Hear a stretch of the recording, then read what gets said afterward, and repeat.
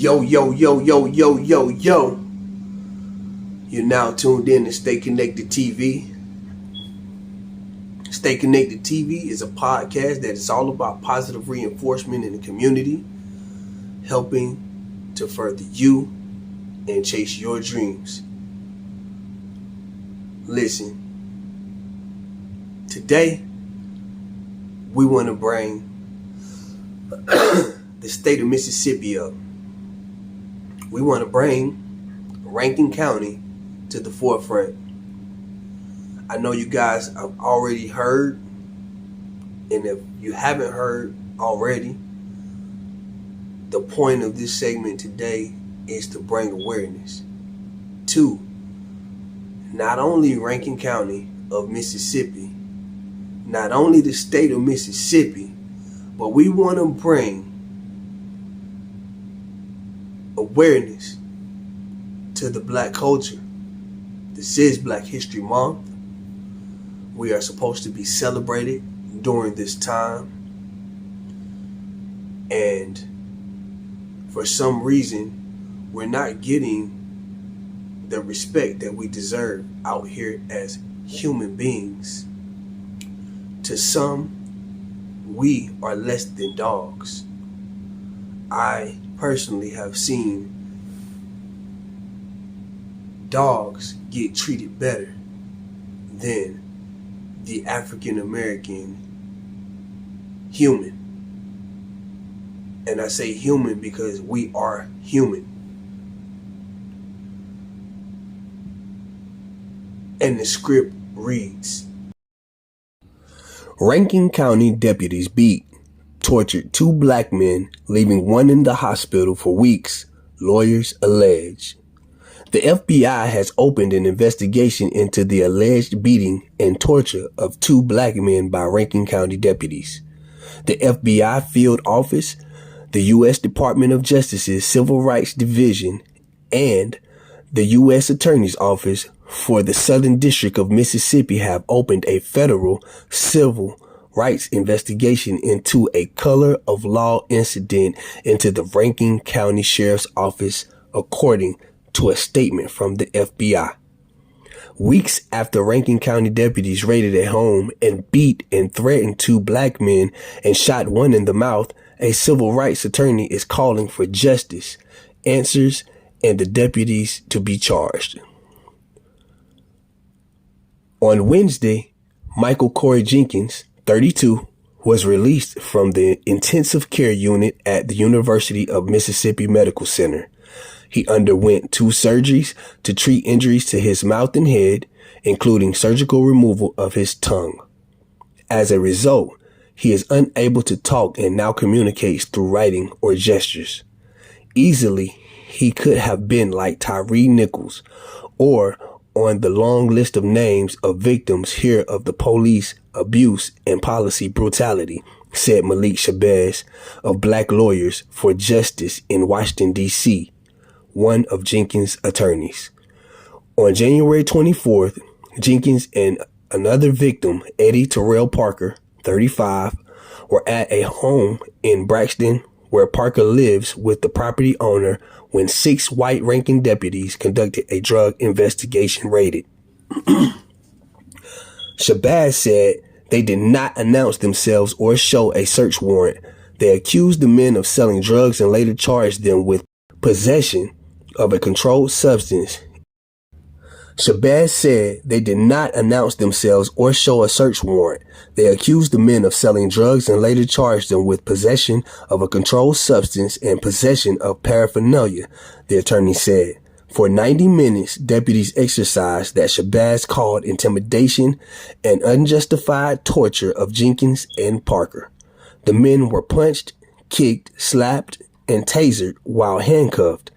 They had guns pointed at them and were threatened with death, Shabazz said. The attorney said during that time, the deputies waterboarded Jenkins and Parker. Waterboarding is an illegal torture technique that involves strapping someone down, putting a wet rag in their mouth, and pouring water over them to stimulate drowning.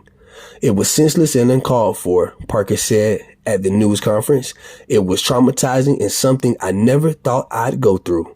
It ended when a deputy placed a gun in Jenkins' mouth and pulled the trigger, Shabazz said. Jenkins could have died, but the bullet exited his mouth. When Mary Jenkins found out her son had been shot by police, she called the Rankin County Sheriff's Department. She asked what the charges were against Jenkins, but did not get an answer. She was only told he was under investigation. They acted like my son wasn't even human, she said, adding that the sheriff's office didn't treat her family well, kept Jenkins under their watch at the hospital, and prevented them from seeing him. On Tuesday, the Mississippi Bureau of Investigation interviewed Jenkins in the hospital room for the first time since the shooting, and he confirmed what deputies did to him, Shabazz said. The recording of Jenkins and Parker's experience differs from information offered by investigators and law enforcement. A January 25 news release from the Department of Public Safety said Rankin County deputies encountered a person now identified as Jenkins during a narcotics investigation at a Braxton residence and shot when he displayed a gun. During the Wednesday news conference, Jenkins shook his head when Shabazz asked whether he had a gun or handled one at any point during the incident. Rankin County Sheriff's Office Brian Bailey released a 5-sentence statement during Tuesday evening that did not address allegations of mistreatment by the deputies against Jenkins and Parker. He said the sheriff's office contacted Mississippi Bureau of Investigation to look into the deputies' actions. We are fully cooperating with that ongoing investigation and will continue to do so, Bailey said in the statement. Rest assured, any deputy or suspect involved in this incident is found to have broken the law. He will be held accountable for it. Another member of the men's legal team, attorney Trent Walker, said they will take the lead to get charges against Jenkins and Parker dismissed. Something has to change because what is going on here should not go on in a civilized society, he said. Although I cover hood topics, rap, sports, all sorts of things here on Stay Connected TV, everything that we report about or everything that I talk about is for the better of us. It's the better us. It's to keep passing down positive tidbits of information that we can all win from. The point of this segment today is to bring awareness that racism still exists.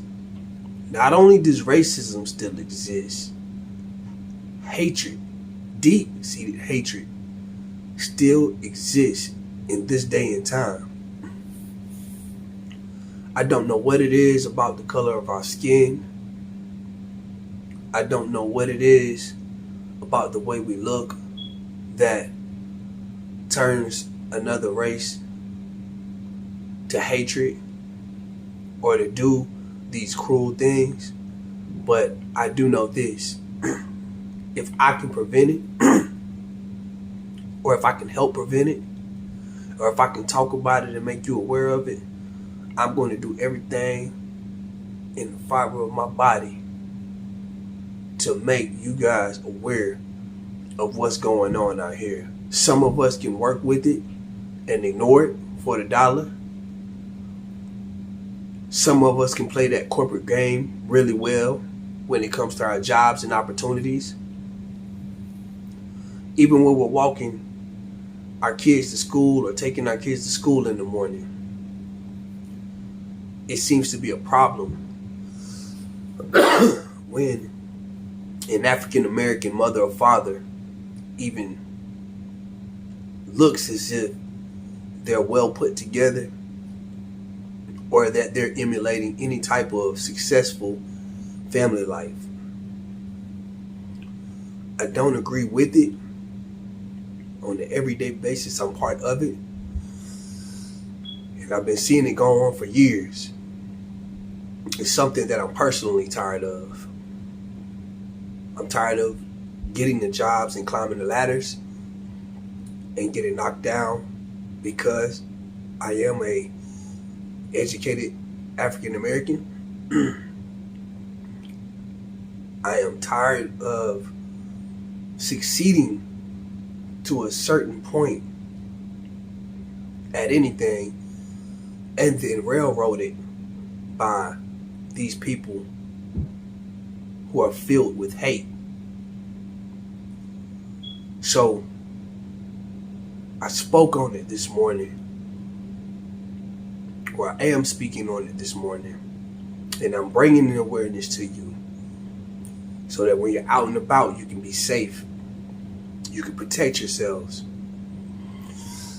Because it hasn't gone anywhere.